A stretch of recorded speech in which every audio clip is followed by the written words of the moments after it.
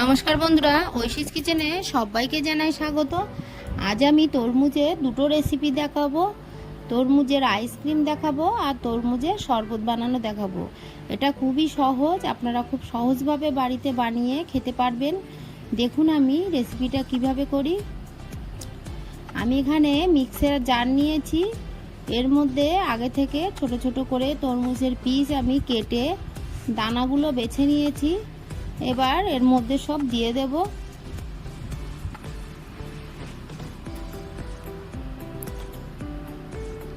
আর দু একটা দানা থাকলেও কোনো অসুবিধা নেই, তরমুজের দানা খেলে আমাদের কোনো ক্ষতি হয় না।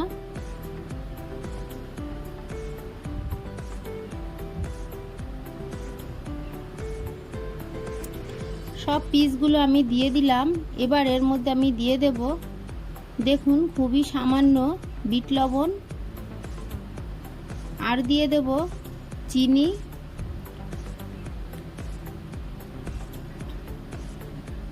আমি এখানে 3 টিস্পুন চিনি দিচ্ছি। আপনারা আপনাদের স্বাদ মতো চিনিটা দেবেন, তরমুজ বেশি মিষ্টি হলে চিনিটা কম লাগবে। এবার আমি ভালো করে ব্লেন্ড করে নেব।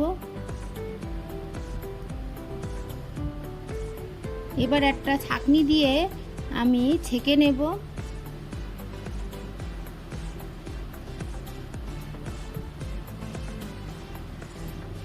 দেখুন একটা ছোট চামচ দিয়ে আমি চেপে চেপে রসগুলো সব ছেঁকে নিচ্ছি, আর ওপরের যে ছিবড়াটা থাকবে সেগুলোকে ফেলে দেব। এইভাবে আমি সবগুলোই করে নেব। এটা কিন্তু খুব সহজেই বাড়িতে বানিয়ে নেওয়া যায়, আর খেতে কিন্তু খুবই ভালো লাগে। এই গরমে বাচ্চাদের বানিয়ে দেবেন, খুব ভালোভাবে খেয়ে নেবে। দেখুন আমার হয়ে গেছে। এবার এর মধ্যে আমি দিয়ে দেব স্বাদ মতো লবণ। আগে বিট লবণ দিয়েছি, সেই অনুযায়ী অল্প লবণ দিলাম, দিয়ে ভালো করে মিশিয়ে নেব।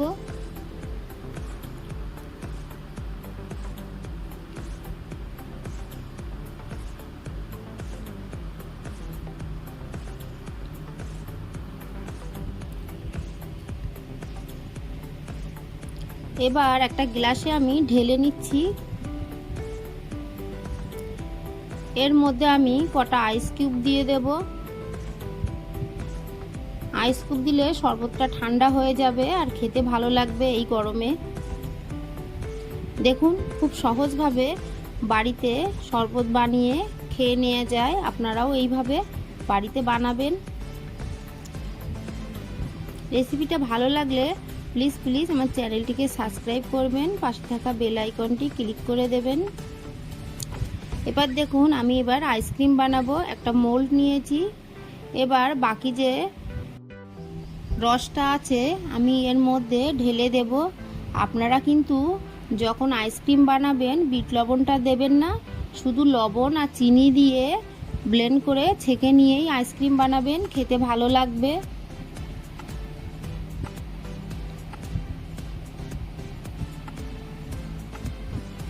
শরবতে বিট লবণ দিলে ভালো লাগে, আইসক্রিমে কিন্তু বিট লবণ দিলে ভালো লাগবে না, খুবই সামান্য লবণ দেবেন। সবগুলো আমি ঢেলে নিয়েছি। এবার এর ঢাকনাগুলো আমি লাগিয়ে দিয়ে ফ্রিজে সারা রাত রেখে দেব।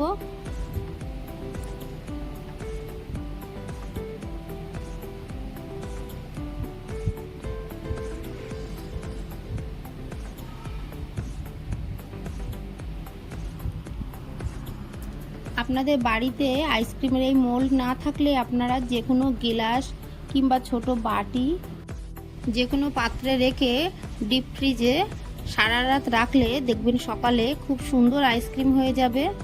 দেখুন আমি সারা রাত রাখার পরে বার করেছি, কালারটা দেখছেন কত সুন্দর হয়েছে, আর খেতেও কিন্তু ভালো হয়েছে। এইভাবে বাড়িতে বানাবেন, আমাকে কমেন্ট করে জানাবেন আপনাদের কেমন লাগলো। রেসিপিটা ভালো লাগলে চ্যানেলটিকে সাবস্ক্রাইব করবেন, পাশে থাকা বেল আইকনটি ক্লিক করে দেবেন, তাহলে আমার নতুন নতুন ভিডিও নোটিফিকেশান আপনাদের কাছে পৌঁছে যাবে। একটা লাইক করতে ভুলবেন না। ধন্যবাদ।